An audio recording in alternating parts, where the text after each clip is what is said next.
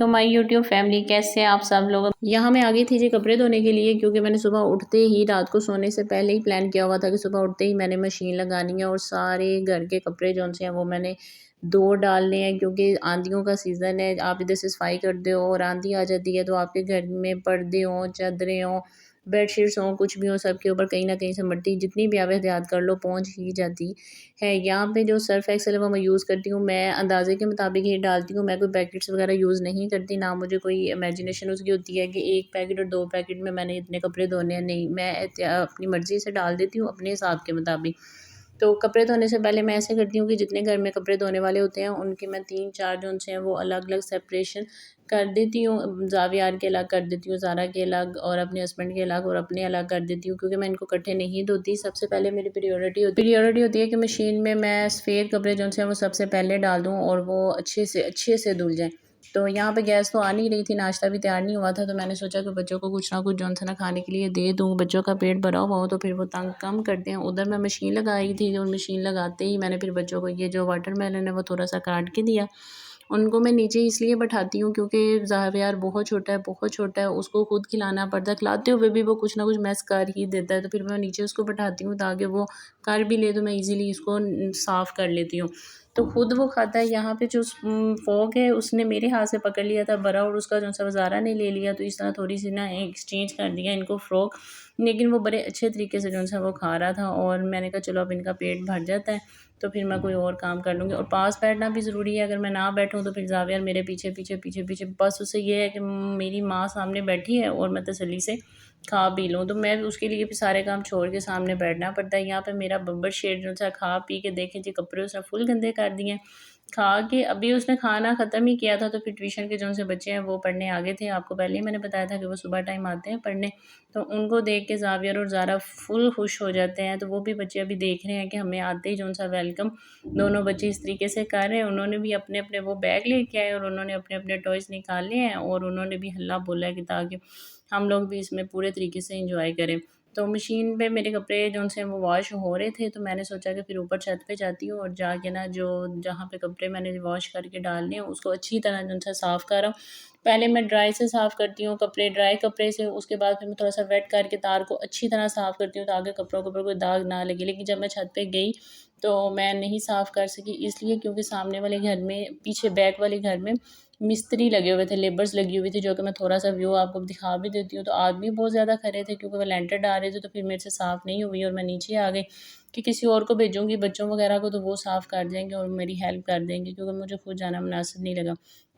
यहाँ पे अब गैस आ गई थी तो मुझे सारा नाश्ता भी बनाना था, क्योंकि आप जितने मर्ज़ी घर में काम करें लेकिन जो खाना है उसको तो फिर खाना ही है।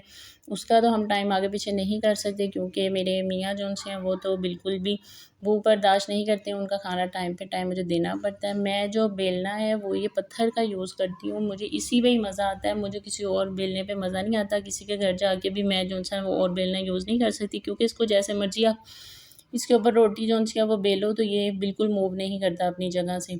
मैंने 2 एग्स रखे थे अपने लिए, क्योंकि मैंने थोड़ा बहुत कोशिश कर रही हूँ, मैं पूरी तो नहीं कर पाती लेकिन मेरी पूरी 100% कोशिश होती है कि मैं अपनी डाइटिंग को बेस्ट कर सकूँ, कुछ कम खाऊँ, ताकि मेरा जो वेट है ऑपरेट के बाद, सी सेक्शन के बाद काफ़ी ज़्यादा गेन हो गया था, तो मेरी कोशिश थी कि इसको कम करूँ। तो यहाँ पे सिर्फ मैंने अपनी विदाउट शुगर टी रखी थी और साथ 2 एग्स बॉयल करने के लिए रख दिए थे, हाफ़ बॉयल। कोशिश तो ये थी कि हाफ़ बॉयल हो जाए।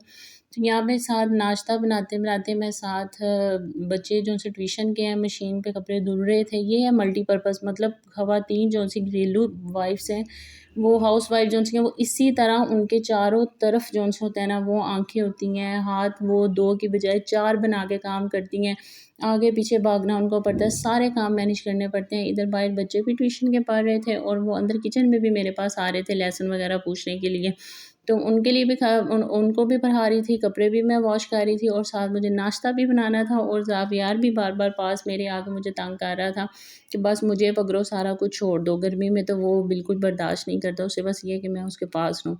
ज़ारा के लिए मैंने सिर्फ़ एक ही पराठा बनाया था, मैं उसे आदत यही डाल रही हूँ कि इधर-उधर की चीज़ें खाने की बेहतर है कि वो एक पराठा खाए ताकि उसका पेट भरा रहे। ज़ाहिर-सी बात है, अब वो थोड़ी-सी बड़ी हो गई है तो उसे कोई सॉलिड फूड चाहिए जिसे खाए उसका पेट भरा रहे। अगर आपने काम करने हैं तो बेहतर है कि फिर आप बच्चों का पहले पेट अच्छी तरह भर दें। अगर थोड़े-थोड़े वक़्फ़े बाद उन्हें भूख लगती रहेगी, सारा काम टाइम आपका इसमें ही वेस्ट हो जाता है।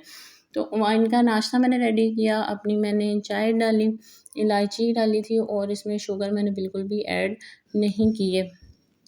तो बस कोशिश तो यही थी कि हाफ़ बॉइल्स हो जाए, लेकिन नहीं हुए। और ख़वातीन को अगर अपना घर अच्छे तरीके से मैनेज करना है तो उसे बड़ा बूस्टर बन के काम करना पड़ता है, ताकि वो अपने काम जो है ना वो टाइम पे निपटा सके, क्योंकि सबको आपकी ज़रूरत होती है, घर को आपकी ज़रूरत होती है, आपके मियाँ को आपकी ज़रूरत होती है और सबको यही होता है कि मुझे मेरे हिस्से का पूरा टाइम मिलना चाहिए। वो बिल्कुल भी बर्दाश्त नहीं करते कि बच्चे नहीं बर्दाश्त करते हमारा टाइम किसी और को मिले, मियाँ नहीं बर्दाश्त करते, घर भी कहता है कि मेरी तरफ तवज्जो दो। तो यहाँ पे मैं उनको अच्छी तरह नाश्ते करवा के बच्चों को, मियाँ को, तो फिर मैंने ज़ावियर को भी सुला दिया। इस टाइम वो जल्दी में सो गया था और मैंने सोचा कि अब बस मैं बूस्टर लग जाना चाहिए मुझे और मैं काम सारे कंप्लीट करूँ। मैंने घर की सारी चादरें उतारी और उनको वॉश करने के लिए, क्योंकि काफ़ी मैसी हुई पड़ी थी, गंदी हुई पड़ी थी। तो मैंने फिर, और मेरी वैसे भी आदत है कि 1 हफ़्ते के अंदर इनको ज़रूर वॉश करना होता है सबको। तो यहाँ पे मैंने सारे घर की जो-सी चादरें हैं वो मैंने उतारी, मैट वगैरह उतारे, इकट्ठे किए और कपड़े जो-से हैं वो सारे घर के मैंने ऑलरेडी इकट्ठे करके वॉश कर रही थी। और ये करने के बाद मैंने साफ़-सफाइयाँ भी शुरू कर दी। ये चारपाई मैंने इसलिए नहीं उठाई थी क्योंकि इसकी जली में ज़ावियर सोया हुआ था। तो मैं पास आहिस्ता-आहिस्ता जो-सा कोशिश कर रही थी कि घर को साफ़ करूँ, क्योंकि जब मशीन को आप टाइमिंग पे लगा देते हैं तो फिर आपके पास इतना टाइम बच जाता है कि आप दूसरे काम कर लो। तो मैं इसमें फिर जो-सा है ना घर की सफाई पे लग गई थी, डस्टिंग वगैरह करने लगी थी, झाड़ू लगाने लगी थी और वो तपरी वगैरह लगाई, पोंछा जिसे बोलते हैं वो लगाया। तो बस इसी तरह जो-सा वो सारा काम इतना बिज़ी था, इतना टाइम बिज़ी था मेरे लिए, लेकिन मैंने फिर भी अल्हम्दुलिल्लाह किया, सारे कपड़े वॉश किए। इसमें कपड़े धोते-धोते मुझे सुबह से रात हो गई थी, क्योंकि इसमें थोड़ी-सी मशीन भी गड़बड़ कर गई थी। ऊपर जो मिस्त्री लगे हुए थे उनसे सीमेंट वगैरह मशीन में चला गया, गिरा तो फँस गया, तो मशीन नहीं चल रही थी। बहरहाल ये मेरे सारे घर के कपड़े जो-से हैं वो वॉश हो गए थे। इनको मैं जोड़ के नहीं रखती, तह नहीं लगाती, क्योंकि मुझे यहाँ से ही इकट्ठे करके इनको इस्त्री करके रखना होता है।